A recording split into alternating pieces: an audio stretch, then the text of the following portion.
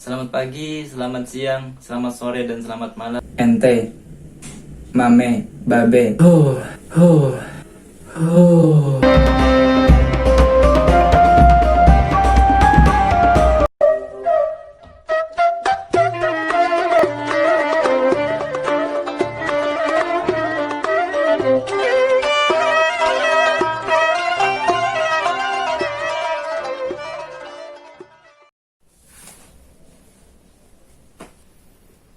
Assalamualaikum warahmatullahi wabarakatuh.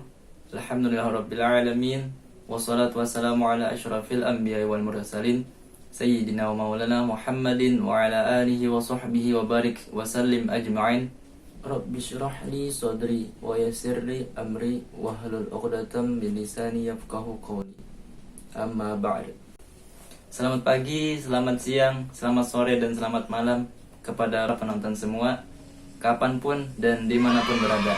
Perkenalkan, nama saya Rahmat Ramadan dari Universitas Islam Negeri Antasari Banjarmasin, Fakultas Usuluddin dan Humaniora, jurusan Ilmu Al-Quran dan Tafsir, dari kelas IAT 20C. Sebelumnya, video ini dibuat atas dasar atau alasan perintah atau permintaan dari Ibu Fitriani selaku dosen pengampu mata kuliah Bahasa Indonesia kami.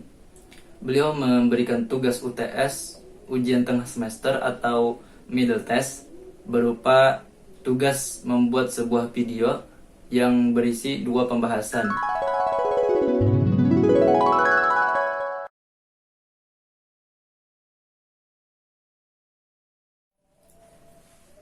Itulah beberapa pembahasan-pembahasan yang akan kita bahas pada pembahasan video kali ini.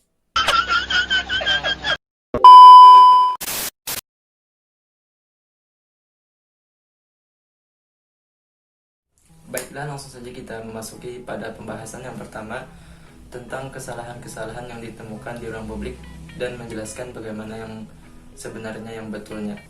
Karena pembahasan yang pertama ini harus disertai dengan bukti autentik, foto atau bukti tempat di mana kesalahan tersebut ditemukan, maka saya akan menampilkan video saya keliling-keliling dunia luar untuk mencari kesalahan-kesalahan orang, kesalahan-kesalahan kata yang tidak sesuai dengan Bu Ebi.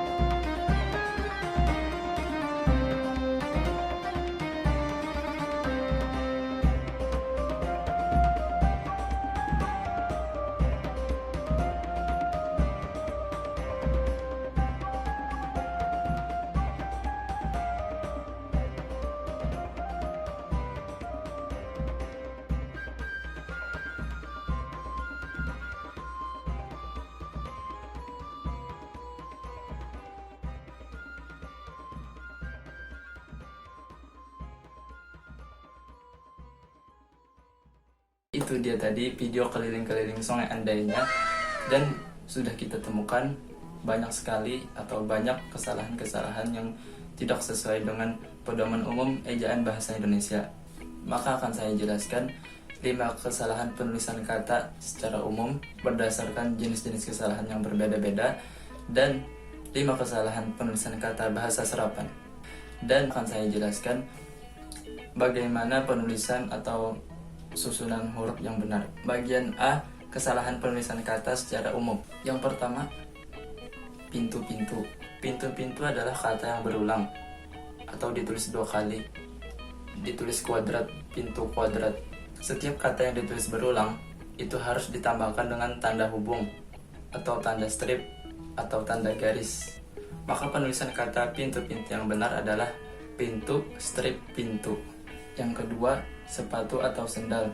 Di antara kata sepatu dan sendal ada terselip kata ganti atau, yaitu garis miring, garing. Sesuai penjelasan Ibu Fitriani di grup WA kelas bahwa kata ganti atau garis miring itu penulisannya tidak diberi spasi atau jarak, entah itu sebelum garis miring atau sesudah garis miringnya. Maka penulisan yang benar adalah sepatu garis miring sendal. Yang ketiga, dilepas. Sesuai penjelasan Ibu Fitriani pada waktu perkuliahan, kata kerja yang diawali dengan kata depan di, maka penulisan antara di dan kata kerja tidak dipisah, digabung.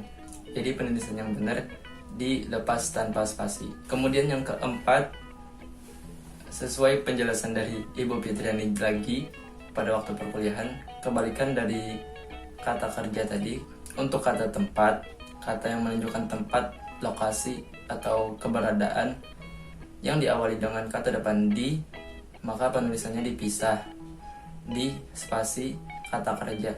Maka penulisan yang benar adalah di spasi pisah. Maka penulisan kata yang benar adalah di spasi sini, di sini. Kemudian yang kelima, kelebihanmu. Untuk kata ganti Tuhan berupa nya, dia, mu, dan sebagainya, itu ditulis diawali dengan huruf besar, huruf kapital. Dan sebelum kata ganti Tuhan itu harus diberi tanda hubung. Seperti kata pengulangan tadi, kata ganti Tuhan didahului dengan tanda hubung, tanda strip garis tadi. Maka penulisan yang benar adalah kelebihan stripmu. Itulah 5 macam kesalahan penulisan yang tidak sesuai dengan PUEBI dengan jenis kesalahan yang berbeda-beda. Kemudian yang B, kesalahan penulisan bahasa serapan baik bahasa asing maupun bahasa daerah yang tidak sesuai PUEBI. Yang pertama, SAF. Di dalam KBBI, penulisan dan pengejaan kata SAF yang benar adalah S, A, F tanpa huruf H.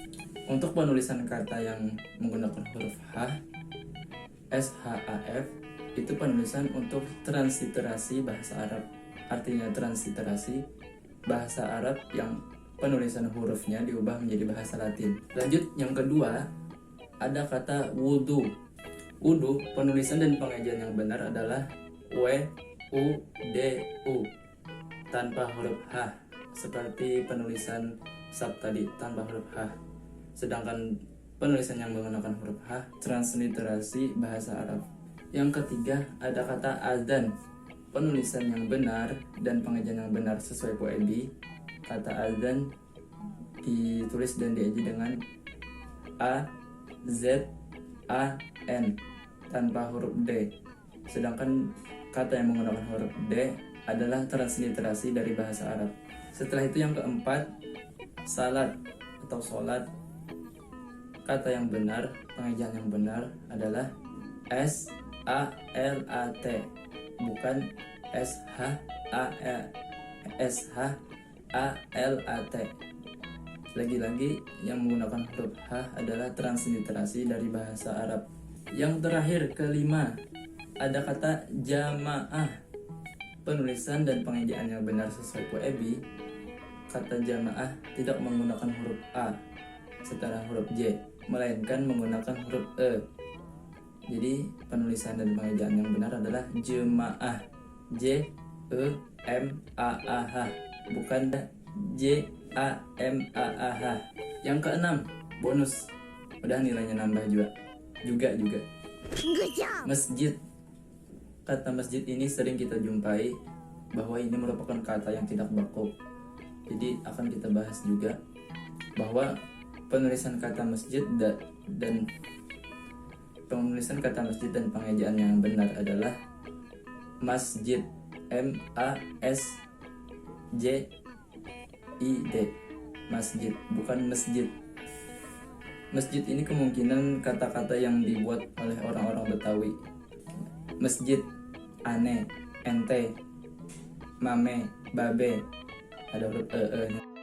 Alhamdulillah, itu dia tadi pembahasan yang pertama mengenai kesalahan-kesalahan penulisan dan pengejaan yang tidak benar atau tidak sesuai PUEB, tidak formal, tidak resmi, tidak baku.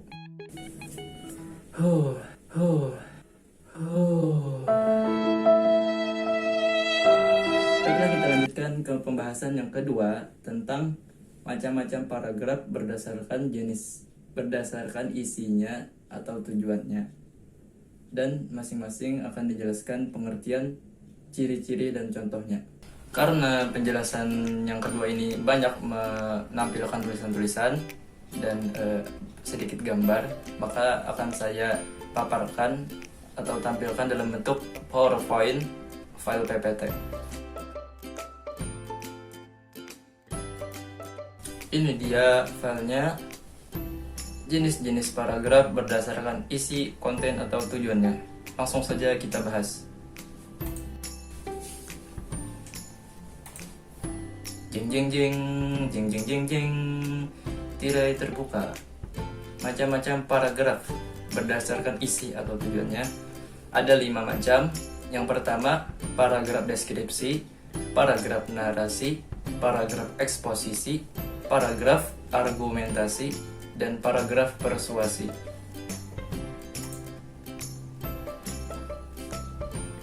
Yang pertama, paragraf deskripsi.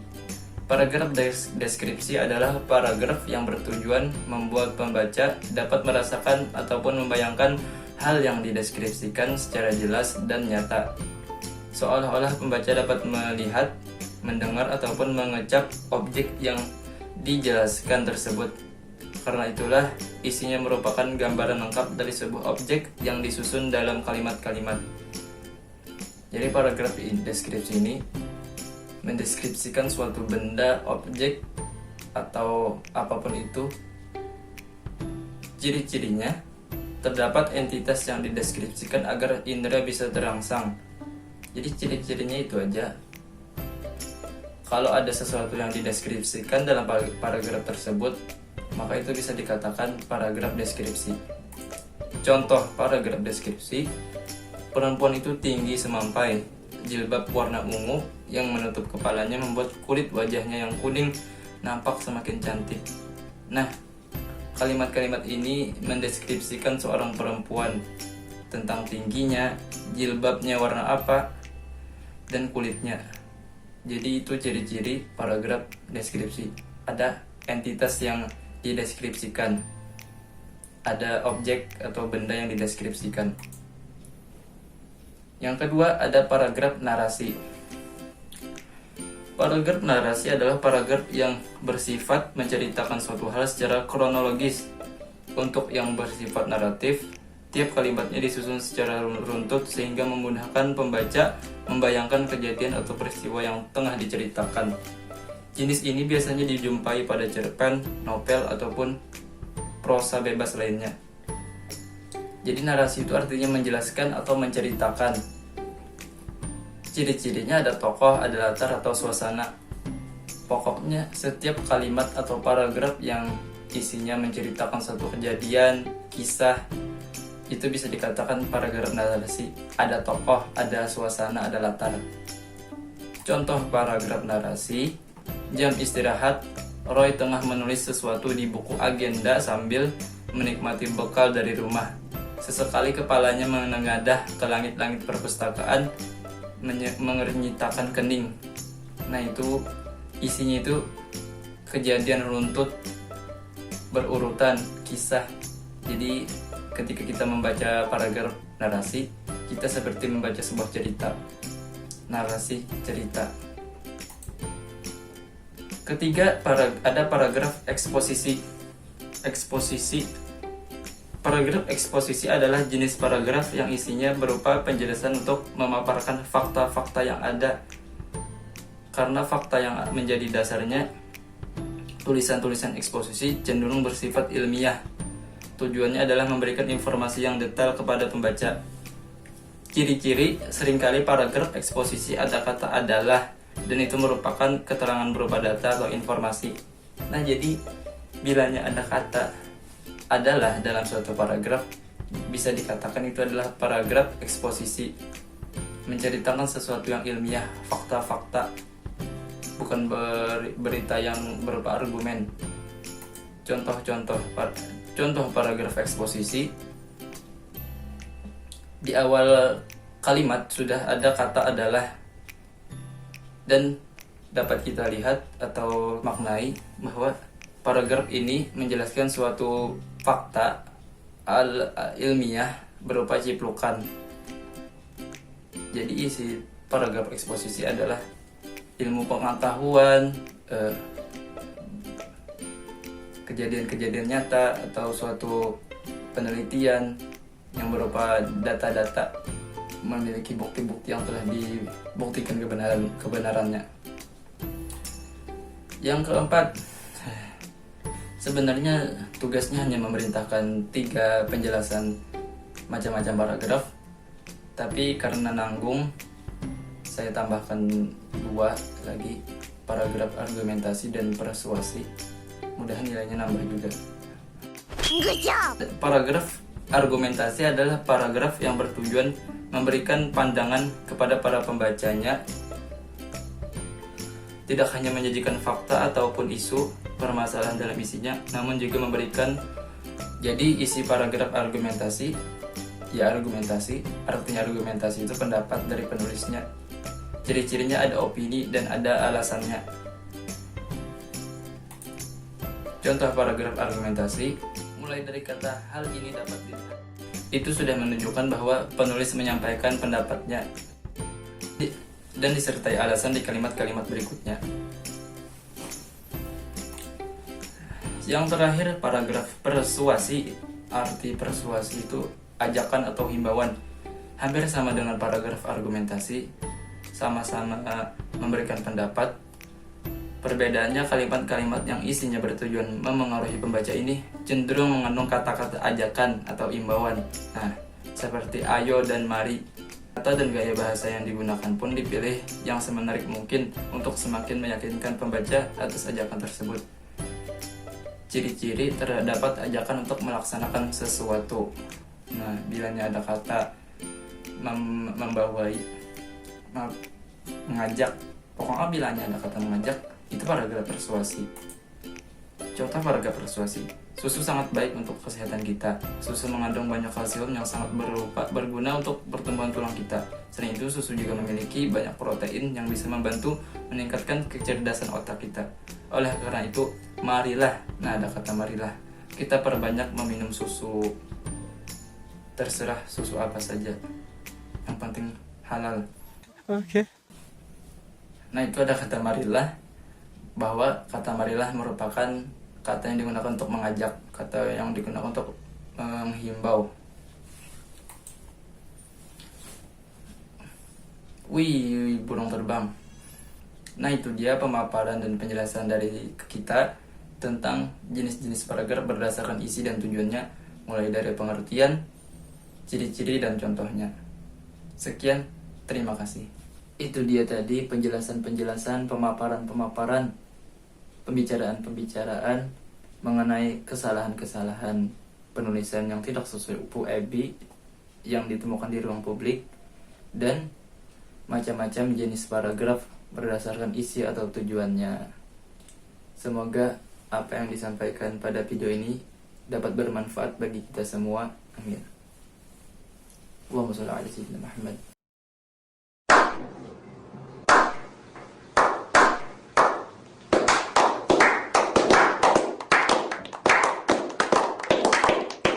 Saya pribadi minta maaf, minta halal, minta ridho jika dalam penyampaian ada terdapat kesalahan kata, frasa, kalimat, maupun paragraf.